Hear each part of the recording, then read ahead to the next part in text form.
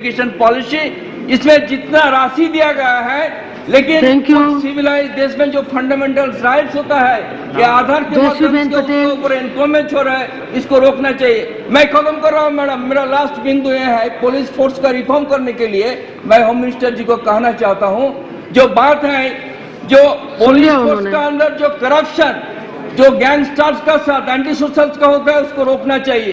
Fake encounter बंद करना चाहिए। पुलिस फोर्स का अंदर सेकुलरिज्म लाना चाहिए। हम लोग गोधरा देखा है, हम लोग अयोध्या देखा है, बहुत जगह देखा है।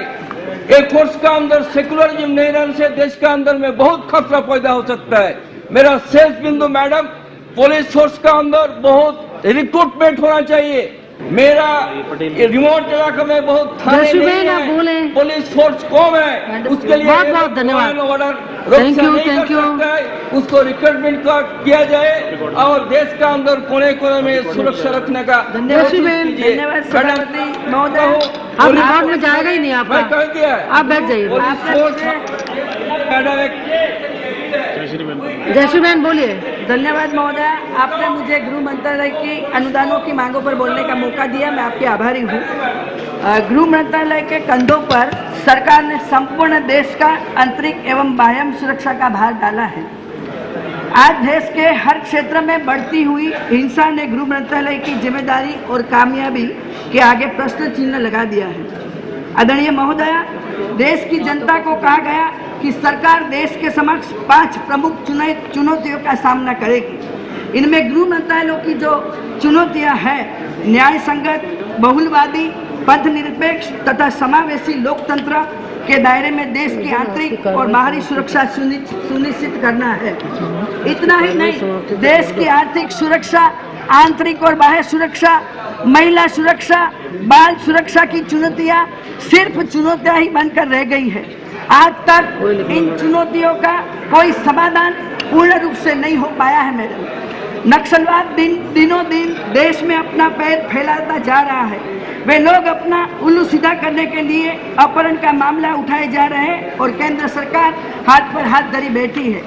मैं महोदय आपके माध्यम से गृह मंत्री जी से ये कहना चाहती हूँ कि गुजरात 1640 किलोमीटर समुद्र सीमा का इलाका है और इनमें 14 जिले और 38 मंडल इनमें आते हैं।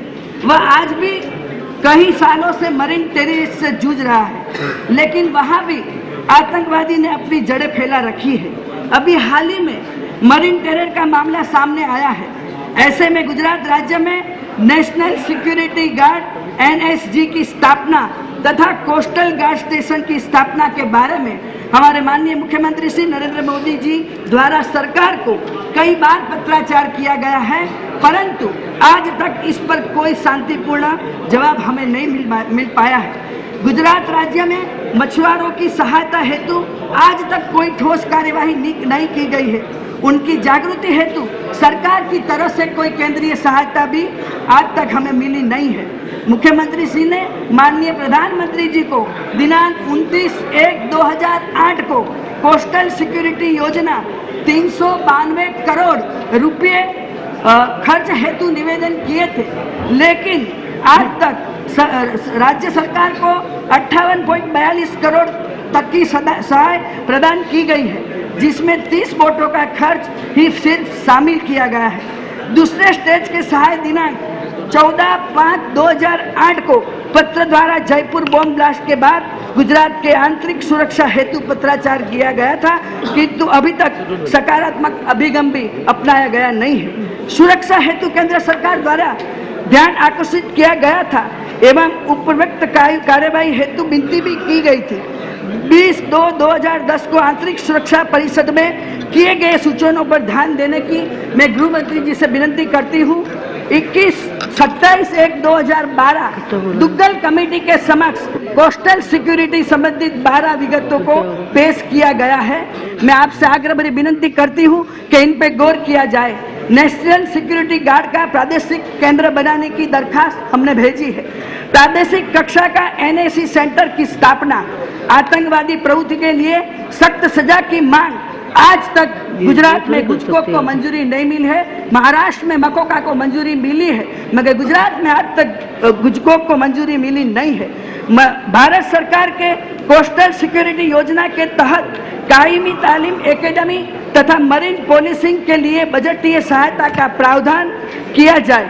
सिक्योरिटी स्टेट 2 के लिए जेटी परावे प्रदान की गई रकम 50 लाख 5 जेटी के लिए अपर्याप्त है।